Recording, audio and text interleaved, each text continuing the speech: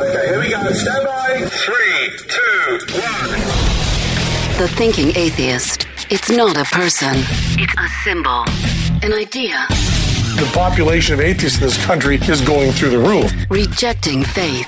Pursuing knowledge. Challenging the sacred. If I tell the truth, it's because I tell the truth. Not because I put my hand on a book and made a wish. And working together for a more rational world. Take the risk of thinking for yourself. Much more happiness, truth, beauty, and wisdom will come to you that way. Assume nothing. Question everything. And start thinking. This is the Thinking Atheist Podcast. Hosted by Seth Andrews.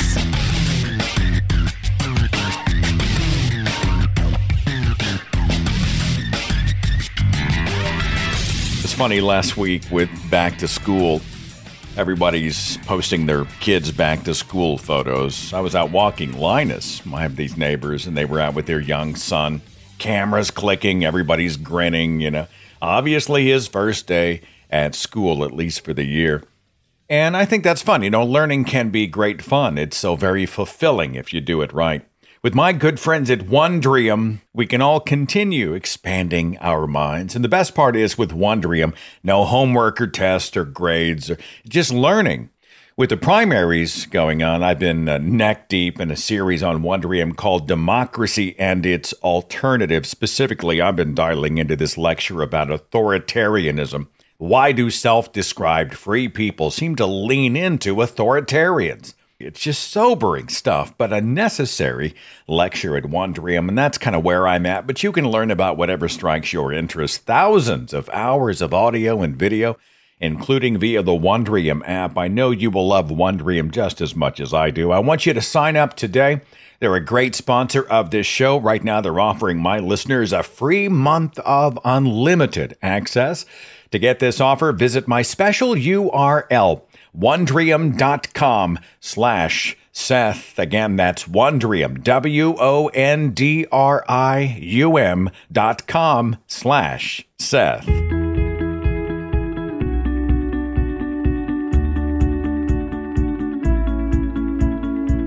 Here's what I woke up thinking about today. When I was younger, a sort of idealist, conservative, Reagan, Republican, I used to think about the founding fathers of this country almost like they were gods. I would never have called them gods. But, we deified the founding fathers and the stories that we taught our children and the stories that were taught to me. And we spoke about Jefferson and George Washington and Adams and Madison and whatnot. It was just so airbrushed. It was all soft-focused. We deified them. They seemed nearly flawless. You could almost hear the music behind them. Mine eyes have seen the glory of... I know that's a religious song, but it's almost like God Bless America. How's that song go? God bless America, land that I love. Stand beside her and... something. Oh, hell, I can't even remember the song. Oh, crap. Yeah, this is how bad my memory's gone.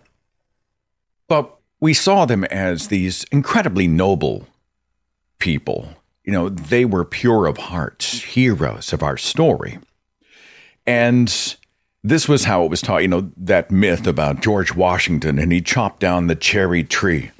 And he looked at what he had done, and he said, I cannot tell a lie. And so he admitted that he had made this horrible thing happen, but he couldn't live with the deceit. And so, noble young man that he was, he came forward and he admitted it.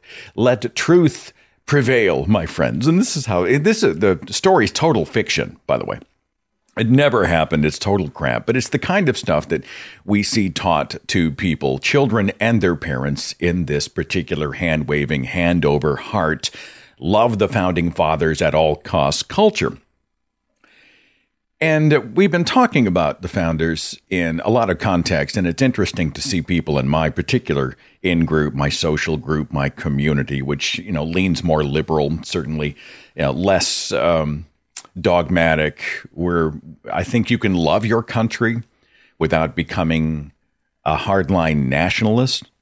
But I think loving your country also means that you must be prepared to criticize and even condemn it when it does bad things. It also, I think, doesn't imply that you have to diminish or marginalize or minimize anybody else. Like I can care about the United States and even love the United States and root for the United States to try to be the best version of itself. But it doesn't mean I have to in any way diminish or dismiss the other nations of the world. You know, the sort of chest thumping, we're better, we're the greatest. I wrote about this in my book, Confessions of a Former Fox News Christian, where when you go to sort of a God and country flag waving MAGA Republican and you're like, who's the greatest, which is the greatest country on the face of the earth? And they don't even blink. It's America. We're the greatest.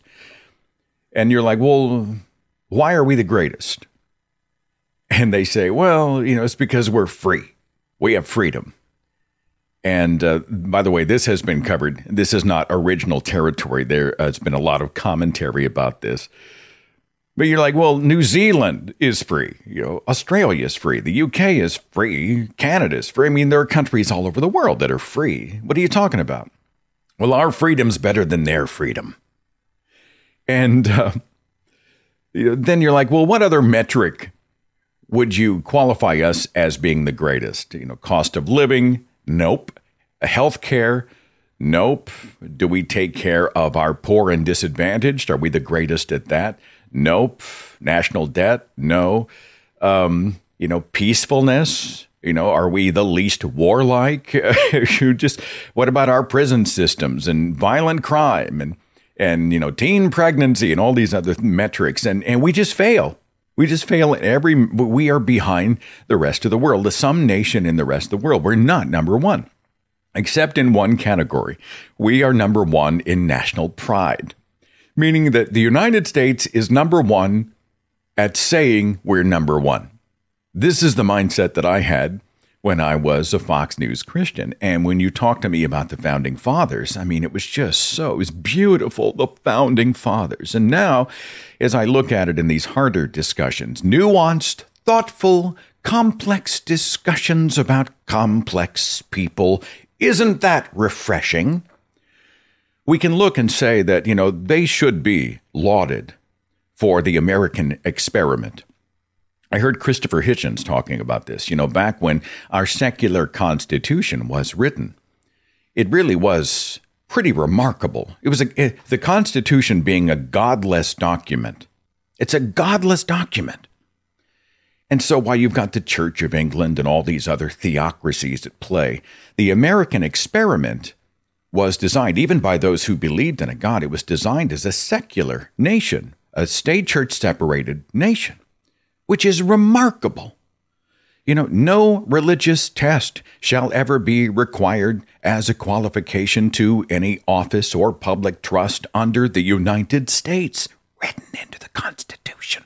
Congress shall make no law respecting an establishment of religion or prohibiting the free exercise thereof, protecting the right to a free expression and belief in a religion or no religion or whatever religion, and yet protecting the government from the influence of the theocrats. It's really remarkable, and the Founding Fathers need to be commended for that.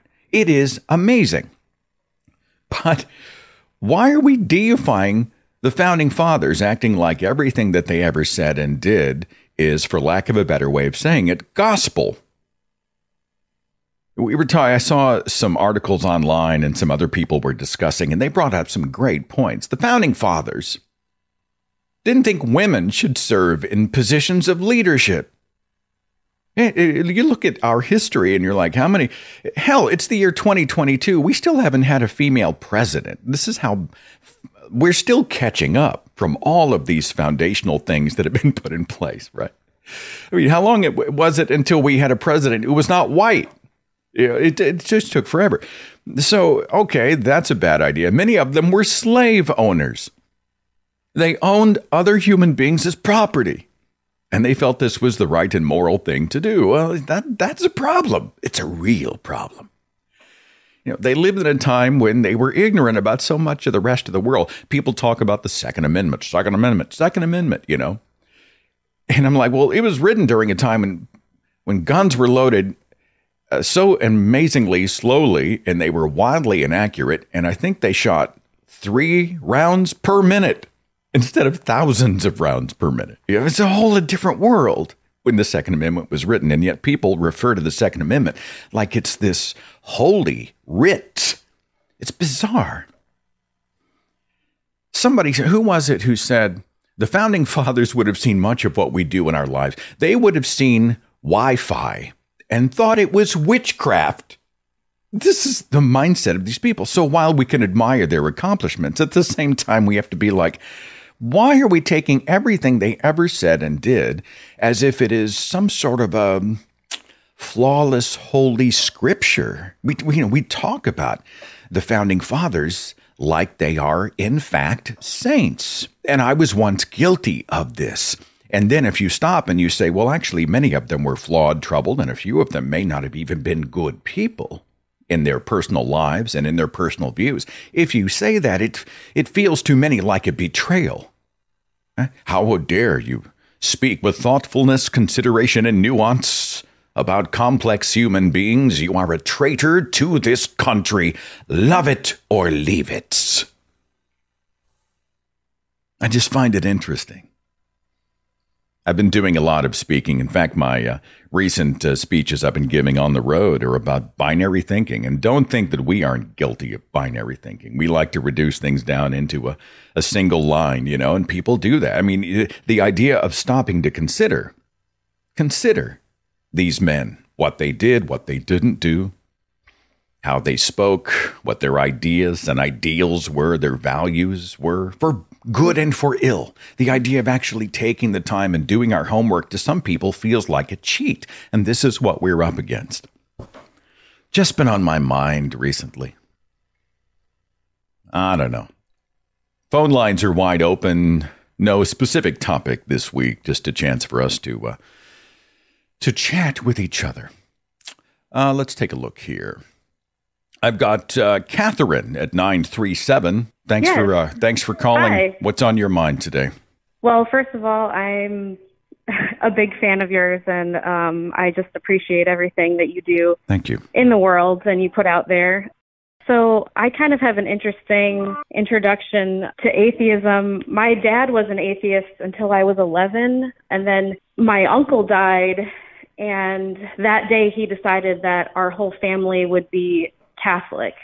And this was not his brother, this was my mom's. And so from one second, I didn't know anything about religion to being thrust into the Catholic religion, basically. So that was a very interesting experience. But I guess my question for you is, do you think sort of like a conversion back to religion like that is genuine? Do you think you actually believe, or I don't know. Well, let me get some context from you. It was very strange. So someone was going through grief. We're talking about a moment of grief. Is that right? I don't know, because it was my mom's brother. It wasn't his.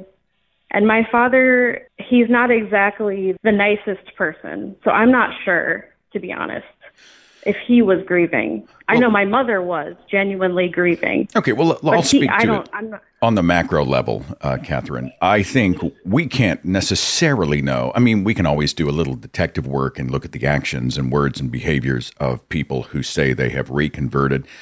I've heard some apologists. I think it was Lee Strobel, who said, I used to be an atheist until I saw the proof for God. And now I think that's kind of supposed to be a credibility builder for some of these people. So I think we're fine to distrust that. But I've seen a few people who will end up going back to religion. I'm not a mind reader. I can only guess as to whether or not it is a sincere return. But I think if someone says they chose to believe again, I think that's a red flag.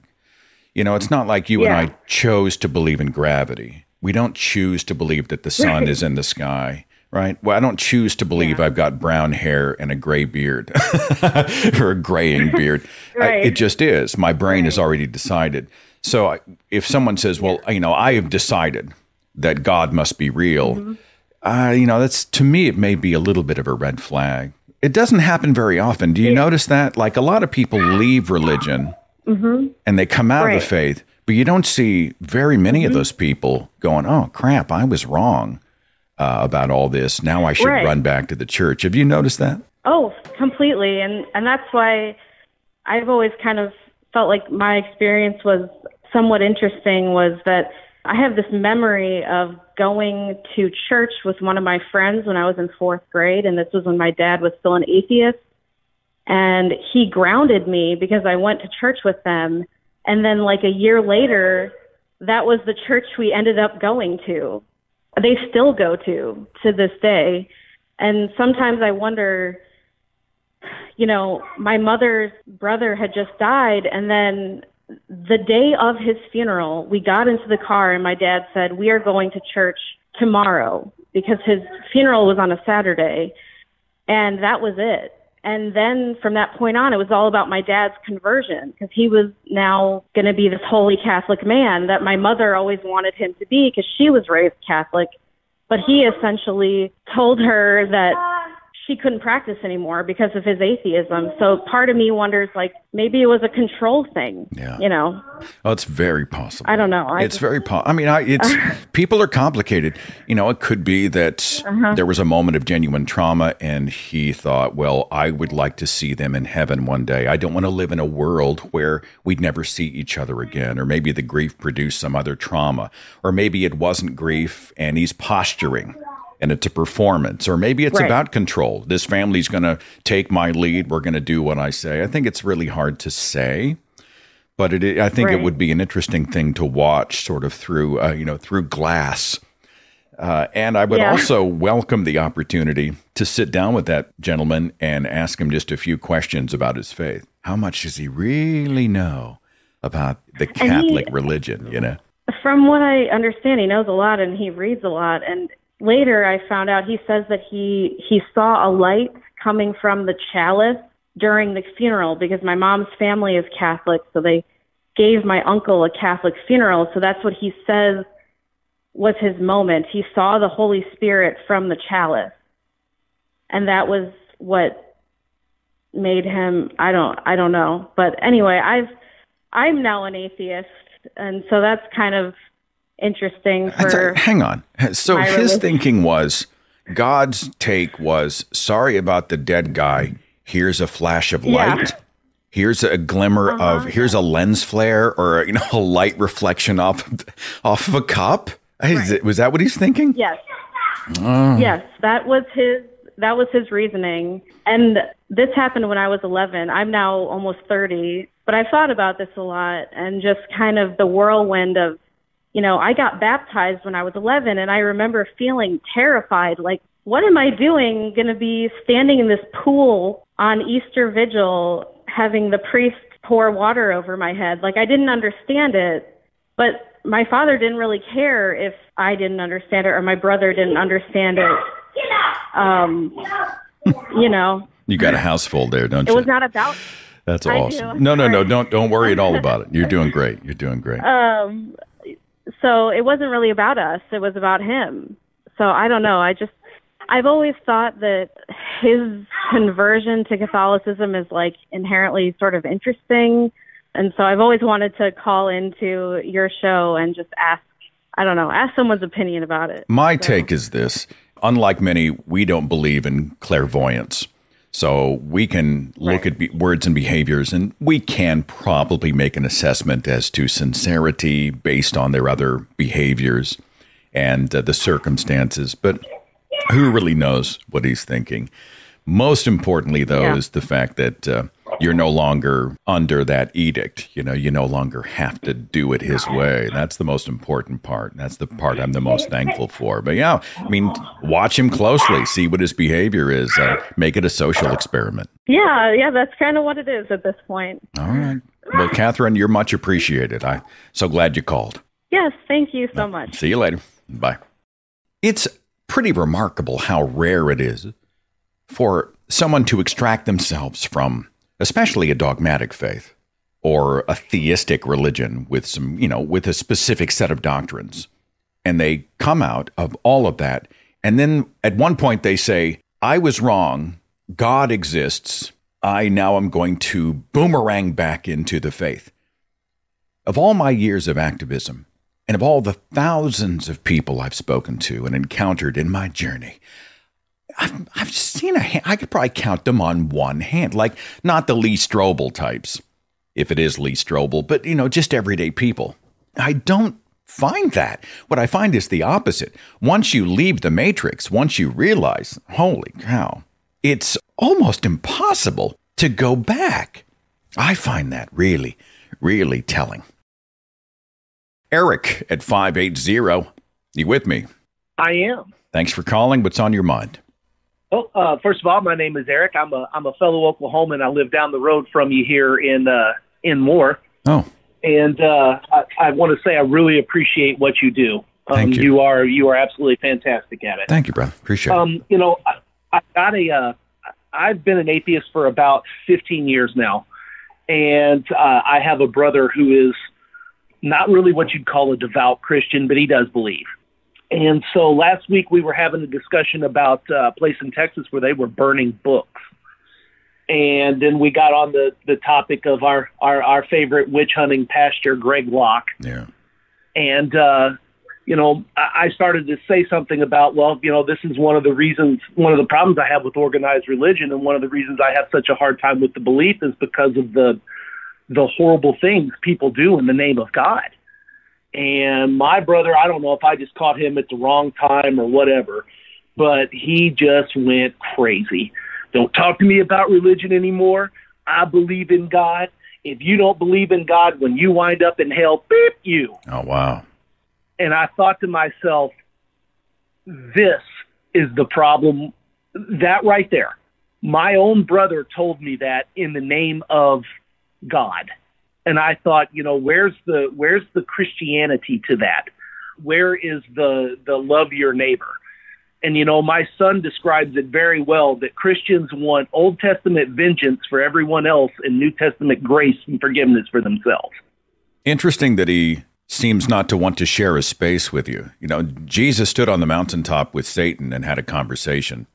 Your brother said, right. Don't talk to me, F you. It just doesn't seem very right. Jesus-like, if you look at that version of Jesus. Yeah, exactly. And, we're relatively close, and we'll get past it. And I guess the answer is going to be to just never discuss religion again.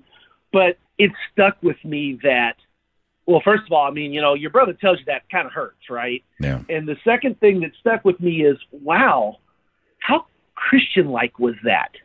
And it's just, it's always the same argument I have with Christians. When they say you're an atheist, somebody asked me what church I went to. I said, I'm an atheist. She said, oh, you don't come off like an atheist. And I said, well, what does an atheist come off like? How many do you know? And it's just always this preconception that we're some kind of vile, evil people. Yeah. And it's frustrating, especially living in Oklahoma. I see, and I'm just looking from a distance, I think that betrays monumental insecurity.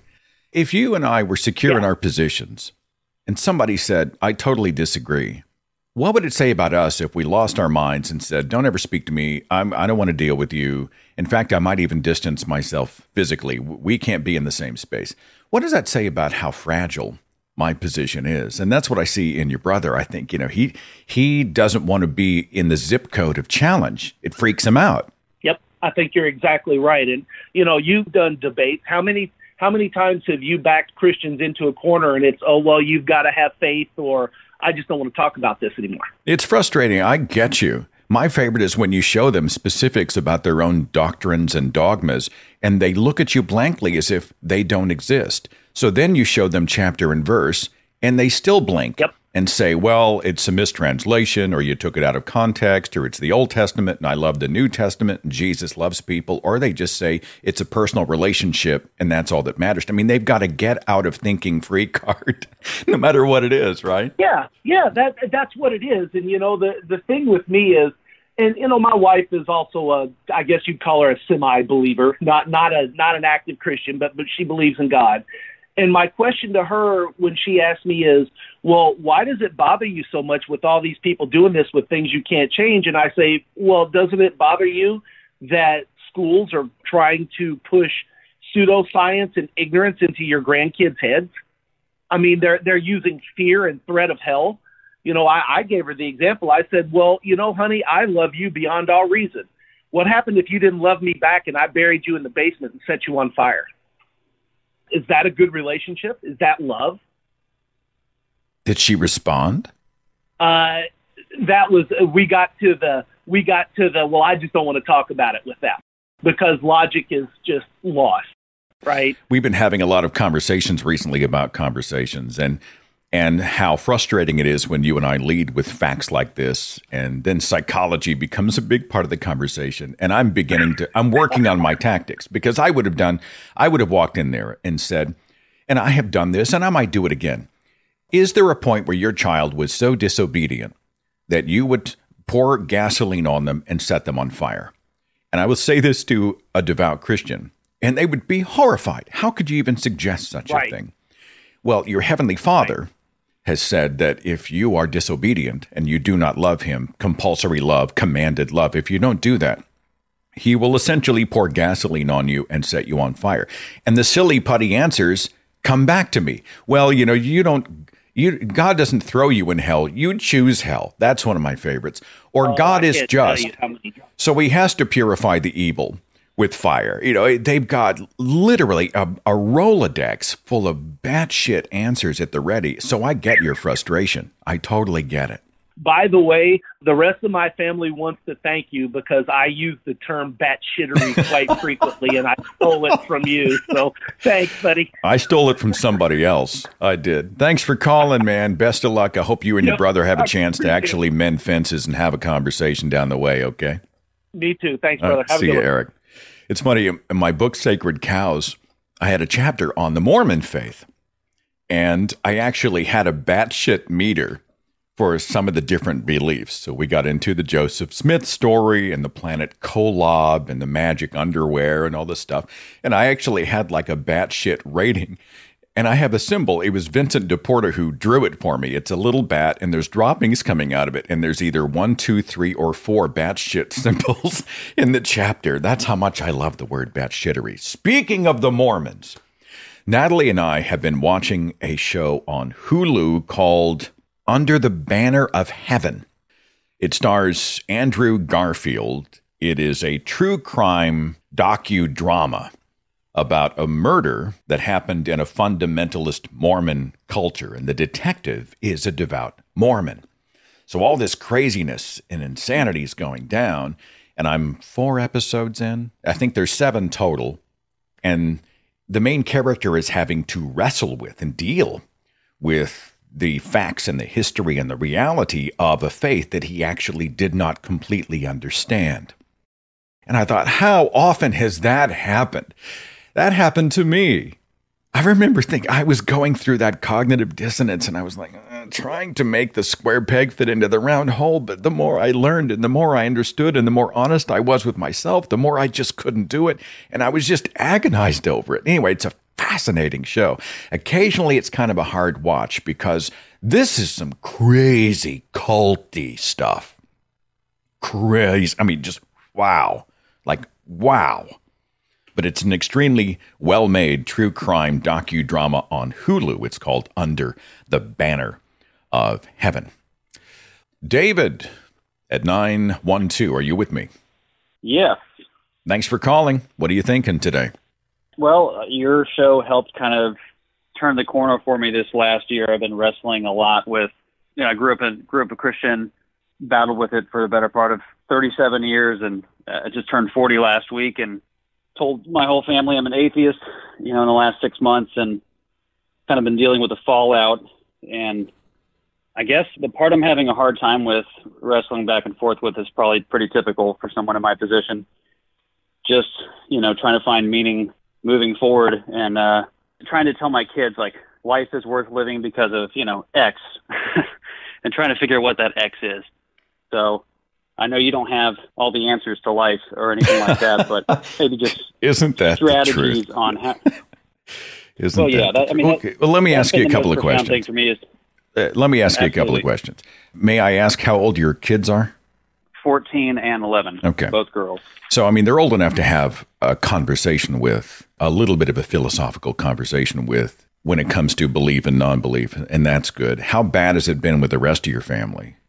Well, Seth, actually, with my daughters, it's been amazing. My wife and I both have she hasn't declared herself an atheist, but she's on her own journey, I guess, but questioning a lot of things. And we've actually had a lot of really open and honest conversations with our daughters. And it was kind of fascinating for me to see how quickly their beliefs fell, because we basically said, it's your choice. We're not going to force you to believe anything. It's ultimately your decision. And they kind of both were like, hey, you know what?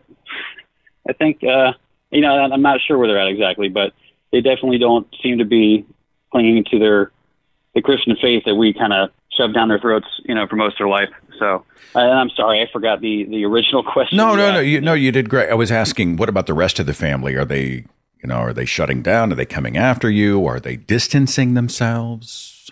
Well, my father has recently completed a seminary course. And we actually got into a few shouting matches the last few times we got together, and we have a lot of love for each other, but there's a lot of massive differences. When he declared that systemic racism was not an issue, I kind of lost my shit. And, I hadn't had a panic attack in about 3 years, but I had a pretty massive panic attack the last time we tried to talk. It's funny, David. I just finished narrating the audiobook for Dr. Joshua Bowen's The Atheist Handbook to the Old Testament, Volume 2. And I was struck again by, if you want to see examples of systemic racism, read the Old Testament, right? All you have to do is crack the Old Testament, and there's evidence of systemic racism. It's rampant, Look at any point in history, any component of history, there's always systemic racism involved. It's just part of an unfortunate part of our nature we have to make ourselves painfully aware of to move past. But it's sort of ingrained in our tradition, unfortunately. But, all that to say, me and him are just kind of I basically had to leave it with him. When we get together, let's just enjoy each other's company, and let's not talk about politics, religion, race, sexuality, basically, the meat and potatoes of life. That's tough too, isn't it? Because if we're creatures of our values, we want to be with people who share our values, and we want to talk about the world and the things that matter. But whenever it becomes reductive, like when you find all of these hot button issues that are just going to erupt, and you're going to get frustrated and they're going to go crazy, and you avoid them, you find yourself conscious of the fact that we're talking about a lot of stuff while we're not talking about anything really at all. Yeah, exactly. Yeah. And I'm the kind of person that has to get real right out of the gate. I kind of wear it on my sleeve, and people love or hate that about me. So it makes it really hard with my parents, because I've usually been so open and honest in the past, but I can tell every time I say the word atheism, I can just see the horror, in their, the devastation in their eyes that I'm now, and I asked my dad straight up, like, do you think I'm going to hell? And, he's like, I don't know. And, kind of tried to dance around it. But your show has been monumental. A lot of the guests you have on have really helped me go down the rabbit trail with them and gather a lot of knowledge and resources, which has helped make the transition a lot more doable. Thanks, man. So you're right. Thank you enough, man. You're right. I don't have the answers. I don't know how to fix the world. I'm a guy who in my own life decided I would never try. I'm never going to try to convert my mother. My father passed away. My goal is not to try to convince them, because I see them totally locked down, and my journey really being about me. It was more about boundaries. I think one of the reasons that it's so difficult with your dad, I think he's part of the problem. He essentially is saying, this is not how we raised you, which takes away your agency, your right to be able to choose your own path, take your own journey, live your own life. But it is your life. And I think it's healthy for people to hear the word atheist and atheism. And if you use it, good for you. If it's comfortable for you, I think that's fantastic. It's, your purpose on this planet is not to keep anybody else, including your dad, comfortable. And if they get all twitchy, that's kind of their problem. And as far as your daughters, you inspire me. I think you and your wife are amazing to be able to say, this is where we are. This is kind of what's happened with us. But, we would never tell you who you are or how to live. Your life, your journey belongs to you. Oh, that's the goal, man. Thank you, Seth. I really appreciate you taking the time with me, man. All right. Hug the girls. Take care of yourself. Will do, man. All right, you too. I think about my youth. I fantasize about it. Your father and I believe in the Bible and that Jesus walked the earth and that heaven and hell exist. But you don't have to believe that. And we're not going to put you in a little educational Christian private school pod that pounds this shit into your head. We would like you to ask a lot of questions, make every day a discovery, and decide for yourself what you think. Introduce yourself to other faiths and people of no faith at all. Ask the questions, Be a curious mind in this complicated world, and if you learn something that you think is really important, come back and tell us what that is, and we'll have a conversation. Maybe we could change our minds. We could all pursue truth together. Oh, yeah, we can fantasize about it. We can all fantasize about it. How rarely does that happen? Sarah at 850. Thanks for waiting on me. Are you there? Hey, Seth. This is Sierra. We met at the Portland conference a few months ago. Forgive me. I had purple hair at the time. Is it Sarah or Sierra? Sierra. Sierra. Forgive me. I'm so glad you called. Let's talk. What are you thinking today? That's okay.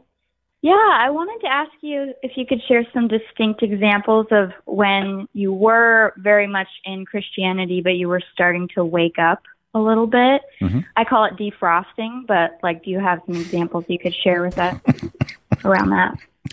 I may have to steal that. Defrosting. I was defrosting. Yeah. I was part of the Frozen Chosen, but then I started to defrost. I kind of like the sound of that. Let me think of some examples that, this audience hasn't heard and is already bored with. Probably one of the bigger ones. I didn't realize it at the time. And I did a whole speech about this. Was back in the 90s, my very best friend in this world wrote me a letter with a secret he had been keeping from me for years. And it was that he was gay. And I was a fundy Christian who believed that homosexuals were perverts and in violation of God's law, the natural law that God put in place, and he risked going to hell. And I freaked out. I just didn't know. I totally melted down. I think I may have, sent him another letter saying that I was worried he was going to burn in hell and whatever. And we disconnected for about a year. And in my own mind, I realized how much I loved and missed him. And how there was this vacuum in my life. And I reached out after about a year and we reconnected. And I had to remove the anti-gay verses from my own mind. I sort of took white out. Anybody remember what white out is? I took white out. And I just decided, I'm going to ignore those. Jesus wouldn't judge gay people. And I think that's one of the first times that I started to defrost. Is I started to custom fit my faith. I had to walk away from a fundamental tenet of the faith in order to make my life palatable. And that began to happen more and more. There's probably 100 gears in that machine. But I think my story echoes a lot of people. You start with that sort of first, what did Dave McCraney said? It's the crack that lets in the light. And once that thing starts to widen, before you know it, you're on a journey. So that's kind of what happened to me, Sarah. Awesome. Can I share one of mine? Please do. I'd love to hear it. Not as good as yours. No. Let me hear it. So I shared at the conference that I'm a fundamentalist Christianity survivor of I'm 26 now. I left around by the time I was 21. So I've only had 5 years out. But when I was 7 years old, we were in church and it was a very hot, humid day. Everybody's hungry because nobody eats breakfast in the morning because they don't want to be late and they expect to be filled on the Holy Spirit. But, by noon, everybody's starving. And we were leaving and I'm in a floor-length jean skirt, long sleeves, super hot, super humid, very thirsty, hungry, every Sunday. And there was a woman who works at the church and she had this little table with a really big pitcher. And she was like, come here, we got orange juice. And I was like, oh my goodness, God is real. Like, yes, this is what I need right now. Orange juice. I love orange juice. It's my most favorite thing. And my family didn't have a lot of money, so we didn't buy orange juice all the time. I go up to her. She pours me a little paper cup. She hands it to me, and she's like, God bless. And I pour this juice down my throat, and I realized she lied to me, and it's not orange juice. It was Sunny D. And I hate Sunny D. And if you're expecting orange juice, Sunny D is worse than having nothing. And I'm 7 years old, and I had chugged this Sunny D, and I'm looking at her smiling at me, and I realized everything is a lie. You are funny. And so I stayed in, for a while, obviously, but that was the big crack, and I was like, something is not right here. This would be like if they had served you the sandwich and said it's mayo, but instead they had put on Miracle Whip. I mean, it's an absolute betrayal. It was devastating. Yeah, I immediately questioned. I was like, wait, is God even is he real, but is he just an asshole? Like, I'm 7. Sierra. I wouldn't deserve this. Sunny Delight instead of orange juice, and immediately you begin to question if there's even a God. That's a great story. That's a great story. Yeah, she's responsible. That one particular lady, she didn't know what she was about to do, but she did lie knowingly, I'll take it to my grave. Scarred for life. Thank you. Thanks for having me, and thanks for chatting with me. It was a treat to meet you, and it was one of my biggest highlights is when you gave me that. And I you're lovely. Brag about it to everybody. So thank you, Sierra. All right. Well, you be safe. Thanks for calling. Thanks. All right. See you. Thanks for the smile. That's pretty funny. I like Sunny Delight. I mean, I don't ever buy it, but I don't have a problem with it. Kathy at 970. Thanks for waiting. Are you there? I am. Good morning. Thanks for calling. What's on your mind? Okay. I loved her orange juice story, by the way. That's funny. Cracked me up. Yeah. That's funny stuff. I had read one of your posts recently, and it's on a personal level, so I hope I'm not crossing the line there. Mm-hmm. But you had talked about how difficult it was choosing a Mother's Day card for your mom. And it really resonated with me, the difficulty of that, because growing up, my dad sexually abused me, but I was still tied to him through socially, because you're supposed to. He's your dad, no matter what. And so I struggled for so many years because I had to buy a birthday card, a Christmas card, a Father's Day card, and they were all flowery, and you're the most wonderful dad, and all these fantastic things you've done for me over the years, and I would just come away from the card shops with a headache and sick to my stomach, and I'd finally find something that was maybe funny, and then after many years of therapy, and I had decided to finally just cut off everything with him. And I went to the card shop, and I bought the most wonderful, beautiful, flowery, thank you, Dad, everything card you could think of. And I signed it with lovely, flowery thank you and I love you and my name. And I put it in an envelope and addressed it and even put a stamp on it. And then I went out to the driveway and I set it on fire. And my husband came out and he says, "What are you doing?" And I went, "Sending the last Father's Day card that I will ever send." And the wind came up and blew the ashes away. And I never had contact with him again after that. You know, what a great example of how we can do, I hate the word ritual in this context, but I think the symbolism of what you just did, you know, you expressed yourself in a very private, personal way, a safe way. And then the ritual itself, the practice that you did, sort of gave a physicality to what you were feeling in your mind and heart, and it helped you in your process. I mean, it did help. Is that what I'm to assume here? Yeah, it did. You know, I got to say the things that I I wish I could have said to the dad, I wish I had, all these loving things that I wished that I had been able to do. And then to literally put it on a funeral pyre, set it on fire, let it go. It's gone. And I don't have to carry that and deal with it. And I never went and looked for Father's Day cards again. I never put myself through that angst. No more headaches, no more nausea trying to find the right card. And it really did. That whole ritual just set me free in a certain way.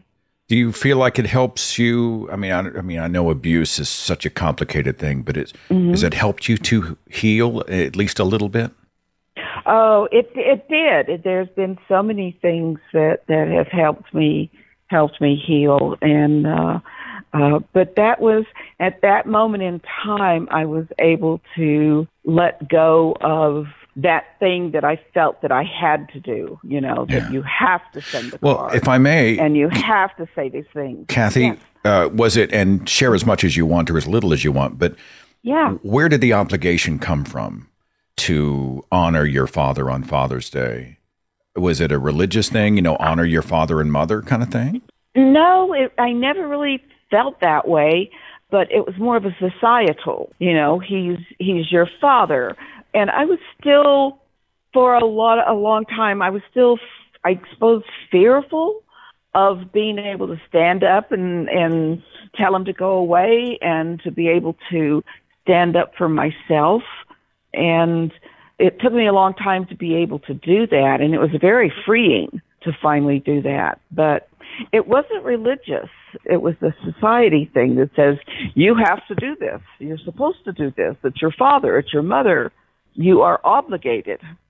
Well, the beautiful part about this call, in my mind, is that you have planted a seed in the minds and hearts of who knows how many people who are listening who have been suffering from estrangement or shaming or abuse in some way, and perhaps given them an option for a practice that they might be able to participate in to symbolize their own liberation, their own independence. They're no longer bound to the abuser. They choose to liberate themselves and draw that hard line, and they're going to mark it with this. I think it might be a solution for other people if so I'm so glad you called. I think that's lovely. It's beautiful. Oh, I sincerely hope it helps someone else. That would make me very happy. No, thank you. I did finally confront my dad, and he was absolutely so terrified of me that I was going to go out and start speaking about and telling people and destroy his life, that he was shaking. And I came away from that realizing that I was no longer afraid of him. He was afraid of me. And for anyone else listening, those people out there are definitely afraid of you and what you might say. And that gives you power. Kathy, I'm hugging you. I don't know where you live, but here through the internet, I am hugging you. You inspire me. It's gutsy. It's amazing. It's inspiring. And I wish you all the best in your journey and all healing and hope and goodness. And you are really amazing. So I'm so glad you called. Thank you, Seth. I've got tears in my eyes. Well, it's just amazing. So let's talk again, Kathy, and all my best on your journey. Okay. All right. Thanks, Seth. See you. Bye. The reason I ask about was it a religious thing is because this is often the case. There's a verse in Ephesians chapter 6 that says, "Children, obey your parents in the Lord." And this is not just young children. I mean, this is taught that if I'm 54, which I am, and I have an 84-year-old mother, which I do, honor your father and mother. This is the first commandment with a promise that it may go well with you and that you may live long in the land. And this was the teaching that if you dishonor your mother and father, regardless, you dishonor them, then you might live a shorter life. Like God may remove you from this earth earlier than when you were supposed to. And so it's really a threat. I mean, if you read between the lines, the subtext is, or maybe it's the text itself, it says, don't ever criticize Don't ever draw a hard line. Don't ever do anything but defer to mom and dad, or God may kill you early. And some people live by that coda, and it's so freaking tragic. So to hear Kathy say, hell no. I mean, for whatever reason, you don't get to be this. You don't control me. I don't have to forgive you if I don't choose to. And I sure as hell am not going to send you a love letter on Father's Day once a year. I don't have to do that. I get to decide. And she did. And then she sort of memorialized or ritualized or symbolized her liberation with that act is massive. It's just so inspiring. Kathy, thank you so very much for calling. Plenty of calls left on this broadcast on the other side of this.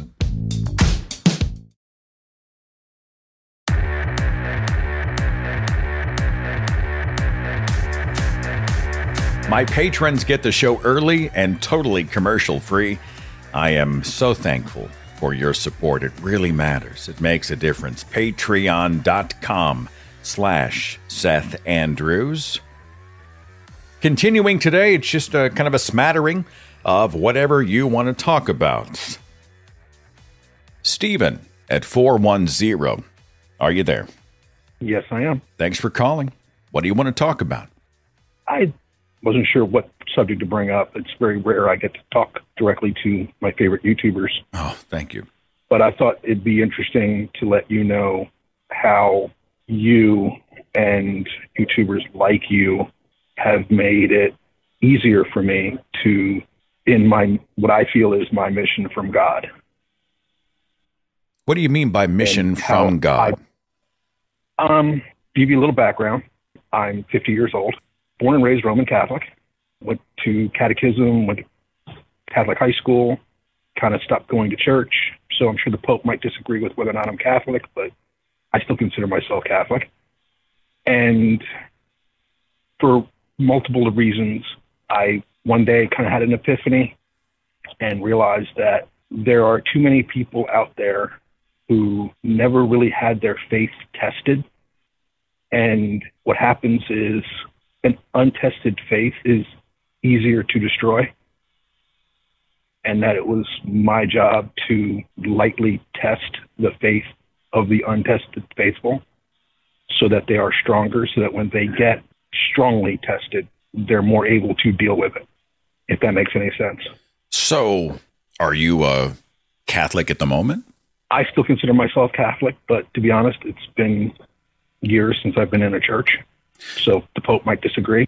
So, if I'm to understand, you're listening to the skeptics of the faith, whether it be Catholicism, Christianity, a Bible-based religion, and you are tooling yourself up with many of the criticisms and challenges that we have that you might agree with or disagree with, but you are going and taking some of those challenges to, we'll call them the religiously illiterate, to challenge them on their own faith, perhaps for the first time. Do I understand you correctly? I believe you do. Basically, to let me explain the way I would explain what I do. Yeah, sure. Is I present myself to the weakly faithful as a non-believer. And then I make sure when I give them arguments, I give them arguments that won't just, I hit them with a punch, not a bulldozer. So that when somebody comes with a bulldozer, they know how better to deal with that. So, I mean, how do you get around the commandment in Exodus 20 that you shall not bear false witness? You're essentially leading with a lie. You're telling them that you don't believe it before you challenge them. I never make that statement. Almost every conversation I have, Anthony Magnabosco, I believe his name is, the street epistemology, I try to use a version of his techniques in that when I start having a faith conversation, I use questions. And then when they say, well, I believe this, then I'll say, okay, I don't tell them necessarily what I believe. I ask them why they believe that. And then when they realize that they don't know why, I then give reasons why believers believe. And then I also then give reasons why non-believers don't believe the same thing. And then I give them the tools to then make the decisions in their mind so that they, sometimes it doesn't work. Sometimes it backfires on me. Sometimes I give them tools and they decide, hey, wait a second, this is BS. But more often than not, they go, oh, okay, this is why I believe. So that when somebody comes and say, well, you believe this for a stupid reason, they go, oh, no, this is the reason I believe. So your goal is to tool them up to defend the Catholic faith. No, to their faith, any Christian faith. While I personally was born and raised Roman Catholic, unlike some Christians. Okay, well, if I may, I'm trying to hone in a little bit. Why are you a Catholic over a Baptist, Pentecostal, Methodist, Lutheran, Episcopal? Why Catholicism specifically? Because I was born and raised it. I mean, I'm not delusional about that. Okay. My mother was, like my father was, actually he wasn't Catholic until he was baptized the Good Friday before they were married on Easter Monday. If you were born into a Baptist home, do you then think that you might have been raised and hold to a Baptist denomination now? Oh, there's no doubt about it. Of course I would. So would that then be a decision made via theology if you were a Baptist in a Baptist home, or a Methodist with Methodist parents, or in your case, a Catholic because your family and culture with Catholic? Do you feel like that's a conscious choice of yours, or was it an inherited thing by default? I believe it. I believe up until I was about 18, it was an inherited thing. But when I went to Catholic high school, I went through what would be considered a crisis of faith. And I examined not only other Christian religions, but other non-Christian religions. Obviously, I studied the three Abrahamic religions. I studied Eastern philosophies. I actually, if I wasn't a Christian, more than likely I would probably be some type of pagan or someone, Ocean Kelto. Are you familiar with him? No, it doesn't ring a bell with me. Anyway, he's a polytheist. He has a YouTube channel. He's a very interesting individual, to be honest. Well, I find you an interesting guy. So what you're saying is... But I mean, if I wasn't Christian, I could definitely see myself, at one point I definitely saw myself more towards, he called it heathenry, like I think it's more like a Norse polytheistic spirituality. Well, I want to camp out with you for a second because I am curious, and I hope the listeners are taking the journey with me. But if I'm to understand it, you realize the influence of family and culture on the fact that you are a Catholic, but you also then did some homework. You sampled at the buffet of other religions. And now, out of the thousands of different denominations of Christianity, Catholicism, etc., you remain confident that the one that you have is the correct one, but you lean heavily toward polytheism at the same time. Do I understand that correctly? Catholicism is the correct one for me. I don't necessarily think it is necessarily the correct one for everybody. But if it is true, hang on. I want to go point by point here. I'm not trying to interrupt you, but I want to address these quickly. I just want to make sure I'm understanding. If it is correct for you, then you believe that it is true. It must be true. So therefore, if it's true, would it not also be correct for me? There's a bit of philosophy I heard, which is not very Catholic, I admit, but I think it's a piece of philosophy that's important. Adds to the truth. Yes, I know what it says in the Bible, that you may only, I have to go through Jesus to get to God. I know that it says that in the Bible, but I also know the Bible was written by men. I do believe there are many paths to the truth. And if you pick one and follow it blindly, that truth becomes a falsehood and you a fanatic. So while I follow that path, I don't follow it blindly. It sounds like you're at a bar. I hear a bunch of voices behind you. I just want to make sure everybody can hear your voice. Honestly, I appreciate you candidly sharing your journey.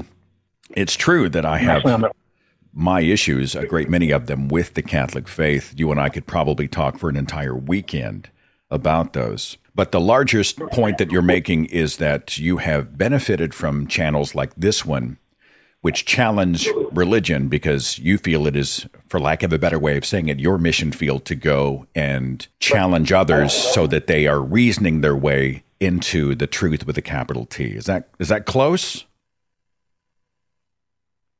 Hello? Stephen, are you there? he just got raptured. Like Jesus is coming. Hang on, let me crack the blinds here. And I don't see. There's a turtle dove. There's a cat on the fence. There's no Jesus. Okay, well, he apparently wasn't raptured. Catholics believe in the rapture, don't they? Anyway, thanks for being patient as I took my Stephen, I'm sorry about that, brother. I legitimately lost you. There's a lot to unpack there.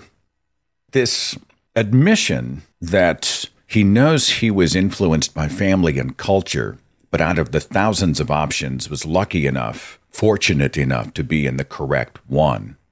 But if he wasn't a Catholic and he's a bad Catholic, if the Pope had to look at him, the Pope would say he wasn't Catholic. Then he would lean into perhaps paganism and or polytheism. It's a lot going on there.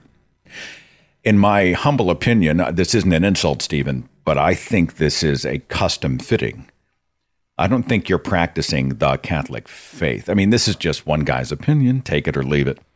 But it doesn't sound like you are adhering to the fundamentals of Catholicism.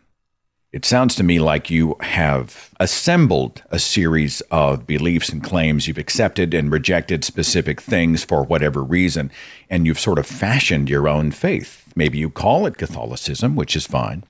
But when I hear what you're saying, I don't hear Catholicism. That's just me. I don't know. I'll let the listeners decide what they have to say about it, what they think. 916 Eli, are you with me? Yes, I am. How are you doing? I'm well. Let's talk. What's on your mind? Yeah, I just wanted to see what your thoughts were on if you have noticed any trends about people leaving religion more, especially after the Roe versus decision was overturned. Because to me, it seems like there's kind of two conflicting ideas here. One is that the religious right is getting more powerful, especially lately. But on the other hand, I feel like people are still leaving the church. What do you think? Have you noticed any trends in this regard, especially in the last few months? I think you're spot on. We have seen, I think COVID has fed into this leaving of the church. It's amazing. You know, people had a great excuse for 2 years not to get up on Sunday morning and get dressed and go into Sunday go to meeting, right? What a great, I mean, I can't go. COVID's out there, right? And then when things began to loosen up, they realized how good it was to have their Sunday mornings back. And I think many realized that they don't really need it. Like they didn't need it. They don't miss it all that much. I also think that what you said about Roe is really, really prescient because a lot of the people who I think were on the fence have seen this attack on female reproductive choice in the name of God, and they're finally having to make a choice. They've been kind of meandering around these sort of, well, I believe in Jesus kind of Christians, but, you know, they don't really engage. I think now they're starting to see, holy cow, my religion is being weaponized to harm people, and I think it's galvanizing them. I also think it's activating a lot of the apatheists, some of the people who just didn't know, didn't care. I think they're starting to realize that it does matter and they better damn well engage or who knows what else is on the line. So, yeah, I think your observation's spot on. But what do you think we do from here and what do you think the cause for such a discrepancy is? Because it seems like the religious fundamentalists are a much smaller percentage than we would like to think. And it seems like the secularists, or at least the people who, for example, support abortion rights, are in a much larger percentage of people. Is it just that the religious fundamentalists are more organized and have more money? In many cases, yes. And this has been part of a decades-long effort to create these well-funded organizations that can sort of shoehorn themselves into the bodies of influence, from the school boards to the Supreme Court. They are great at organizing. They are great at funding. They're great at strategy. Often, we on the other side are not. We have a hard time getting our shit together. We're not great at organizing. We're a whole bunch of independent thinkers who are so independent that we clash with each other. Somebody said the other day that, like, I'm a proud liberal. I don't love being a Democrat. I just happen to fall mostly in that category because of my value system. But I saw someone say, you know, the Democrats are probably the best at pulling defeat out of the jaws of victory. And I think a lot of that is because we're like herding cats. And we've got to refocus. We're going to have to organize. We're going to have to fund. We're going to have to get our shit together to do battle against this well-oiled steamroller that's going after the rights of everybody who's not a Christian nationalist. Here's the good news. I don't know if I'll see it in my lifetime, but I think Andrew Seidel, the constitutional attorney and the author of the book, The Founding Myth, calls what's happening at the courts and at the school boards and with the governorships and with the Marjorie Taylor Greens of the world, this weird panic, this craziness, this fear-mongering, this quest for control. He calls it people wailing against the dying of their privilege. The demographic shift in the United States is ultimately going to overwhelm these people. They will soon be the minority. They will soon be stripped of their powers. They know it. And that's one of the reasons they are losing their minds. The challenge is they're like a wounded animal. I think they're even more dangerous now. We must stand up and oppose them. But in 30, 40 years, this is going to be a much, much, much more secular nation. These people know it. They're wailing against the dying of their privilege. And so I do have a little bit of optimism about the future, my friend. Yeah, I think it is kind of their last gasp because they're realizing that their breed is dying out. Yeah. And therefore, you know, if they lose an election, for example, then obviously they have to cry it's illegitimate or it was fake. But in reality, they just don't have enough numbers, and therefore they don't respect democracy for that reason. Eli, you know the one that just makes my teeth hurt? It's when we say we criticize or we simply ask to share an equal seat at the table, and they cry persecution and say, we want to kill Christianity or make it illegal or remove the Bibles, or we want to abduct your children to drink their blood, which is actually part of a legit QAnon Christian conspiracy out there. And I saw there was a cartoon, an illustration where there was a white man sitting on the bench. I'll call him a white Christian man. And there was a woman of color who wanted to share the bench, and the bench is plenty big. And she sits on the other end with plenty of space between them. He falls to the floor and he said, "You've kicked me out of my bench. I'm under attack." This is what white Christian nationalists are doing in this country. It's not about persecution. They just don't want to share the table equally. And I got news for them. Their days are numbered. But it doesn't mean that we don't need to be active, activist, and vigilant. We've got to go and do battle right now. We've got to wage war on this insanity. Okay. Thank you. All right, appreciate you, brother. They're watching the rest of us. Atheists, agnostics, humanists, secularists, the people who are religious, who support state-church separation. We are all rising in numbers by the minute, and those who hold the reins of power, who know the clock is ticking, are losing their minds. They are massively dangerous. But they're a minority. They're in control in a lot of key ways. Their days are numbered. The days of their power, let's say, are numbered. That's a beautiful thing. Sam at 319, are you there? I am here. How are you doing, Seth? I'm well. What's on your mind, Sam? So, for the last couple of months, my wife and I, we've got a couple of small kids, and our youngest is kind of getting to that age where he's, I've been kind of advocating, I'm an atheist, I've been advocating for the last couple of months now that I think it would be good for our son to get into school and to, go through the public school system. We both kind of were products of the public school system. But my wife, who is a Christian, her perspective is that, she's viewed and listened to a lot of different content out there. She's worried about CRT in the schools and, my child basically being told at school that, because you're a white Caucasian male, you're a racist, sexist. And I've been trying to explain to my wife and have a conversation that's productive that might not necessarily be the reality of the curriculum that's being taught in a lot of schools where we live. And I'd love to get your perspective on that because my wife has been coming to me with, she wants to homeschool our kids to keep them out of that type of environment. And she's been talking with a lot of other moms at the church that she takes our kids to about homeschool curriculum with a Christian focus. And I'm not 100% opposed to our kids being homeschooled, But what I am opposed to is our kids just kind of being blasted with, Jesus created everything, God this, God that, as opposed to scientific method, rational thought, using logic and reason. I'd be curious if you have any thoughts around that as to potentially how I could have a more productive conversation with my spouse. One guy's opinion, take it or leave it. Here's an example. I was born and raised and continue to live in Tulsa, Oklahoma. I was in my 30s before I ever heard and learned about the Tulsa race massacre.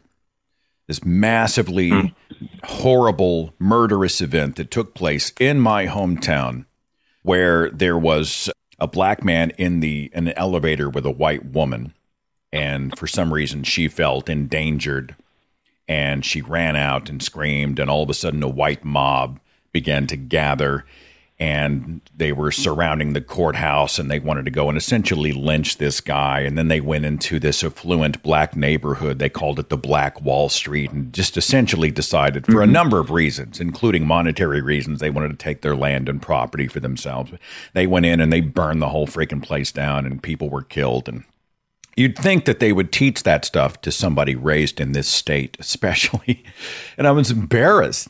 Why was I 30 whatever years old before I was taught about it? Why wasn't this taught in my history books and my social studies classes?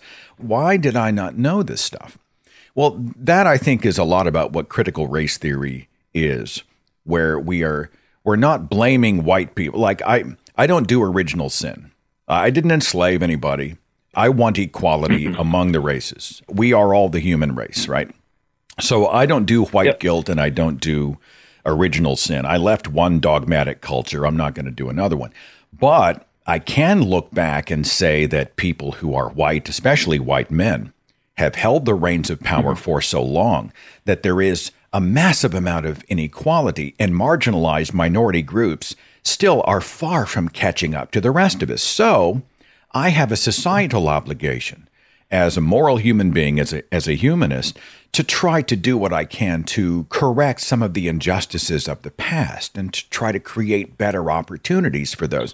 I told Natalie the other day, I don't know if this is a good analogy or not, but it's like playing Monopoly, right? I say, let's play Monopoly. And I play against somebody who's of a minority faith or a minority in some way. And I hold 95% of the bank and most of the houses, and I already have hotels on all the properties, and I give them just a few dollars. And I say, well, here's the board. You've got the same dice that I do. Come on, we're playing the same game. Hey, all you have to do is pull yourself up by your bootstraps. And now, if you fail, it's your fault. Well, is it really all their fault if I stack the deck so heavy in my favor? And so I don't think that learning about the terribleness that has happened in our past is a cheat. I think it's necessary. And that's how I would frame it. It's not like we're admitting guilt for the sins of our ancestors. I like the original sin line. I like we weren't born guilty of what our fathers and grandfathers and their ancestors did.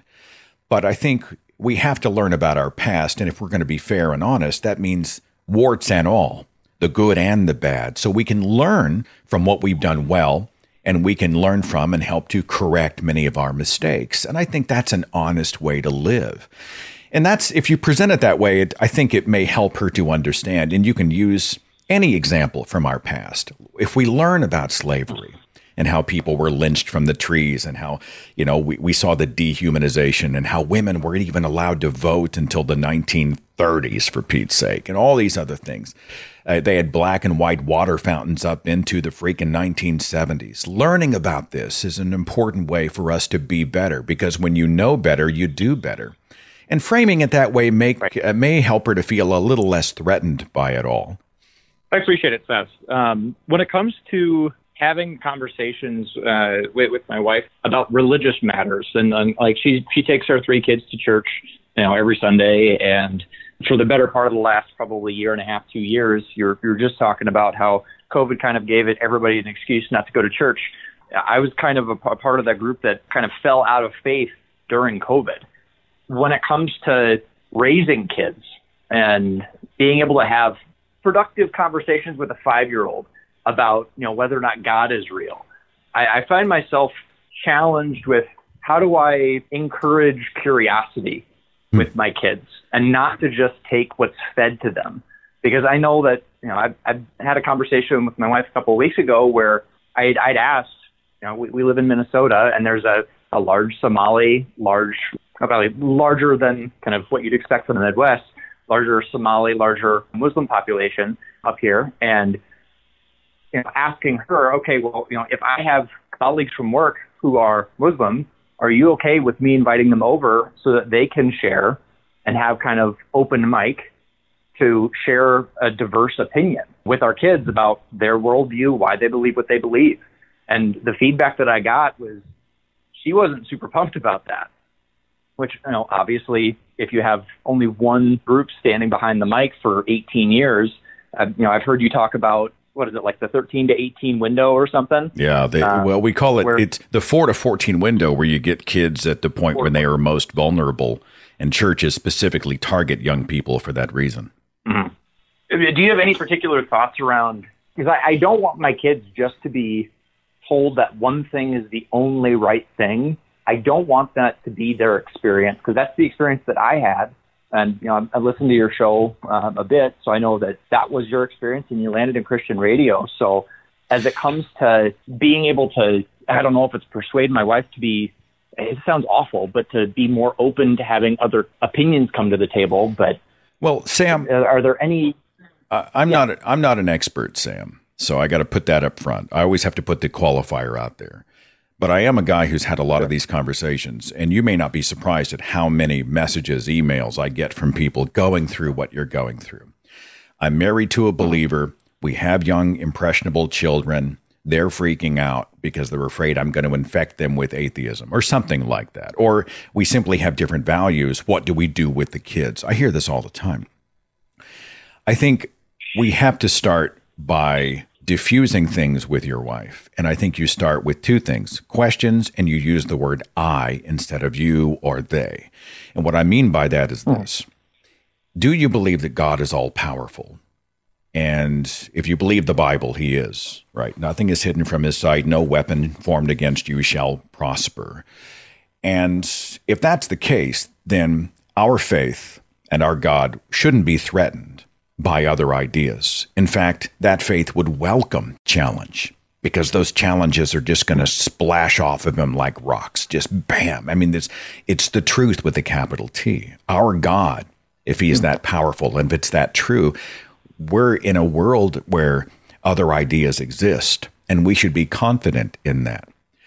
I think secondly, when it comes to allowing your young children to know that you and your wife may have different views of the world or of religious issues, I think you're like, well, I have come to a different decision than or a different realization.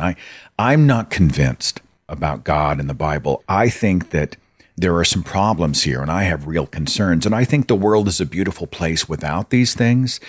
I just want to encourage you to continue to always ask questions. And, be skeptical and make every day a discovery. And if you frame it like that, your wife may be a little less inclined to flip out, right? I mean, a curious mind, let's raise curious kids. And any God worth his salt can take care of himself, isn't afraid to challenge, and wouldn't punish anybody for taking an honest journey. Now, would you have success with that? I have no freaking idea. The fact that she wants to religiously homeschool tells me that she's weird about other opinions. But again, I think that speaks to an insecurity about the faith. If you really think it's true, undeniable, absolutely overtly true with a capital T, you really wouldn't be worried about other people disagreeing because you've got the goods. Yeah, that makes sense. I don't have a magic bullet, man. But I would try not to raise your voice. I would use the word I a lot. I would make it really more about taking a journey and asking questions under the umbrella of a God that would reward the curious mind, not putting them in a bubble, not putting them in a pod, not telling them who they are or what to think. Let's both share where we came in our lives. Let's put it all on the table. Let's introduce them to the world. And if it's really, really, really true, they're going to come to the Christian God anyway. I don't know. It's maybe pie in the sky, but it's all I got, Sam. Well, I appreciate it. Thanks for your time. By the way, I'm thanks going for to be having me. in Minneapolis. I'm speaking in Minneapolis on September the 17th. I'm going to be at a Unitarian church of all places. So maybe I'll get a chance to meet you and shake your hand there. That'd be great. All right. Appreciate your call, brother. Thanks. By the way, for anybody who wants to be at any of those events, let's see. I'll be in Lubbock, Texas at Texas Tech University, September the 1st. That's a Thursday night. And then on September 17th, Minneapolis, I'll be at the First Unitarian Society speaking there. And all the details are at sethandrews.com/events. Appreciate you so very much. Always a lovely conversation when we do these shows. I'll catch you back here next week. And you take care. Follow The Thinking Atheist on Facebook and Twitter for a complete archive of podcasts and videos, products like mugs and t-shirts featuring the Thinking Atheist logo, links to atheist pages and resources, and details on upcoming free thought events and conventions. Log on to our website, thethinkingatheist.com.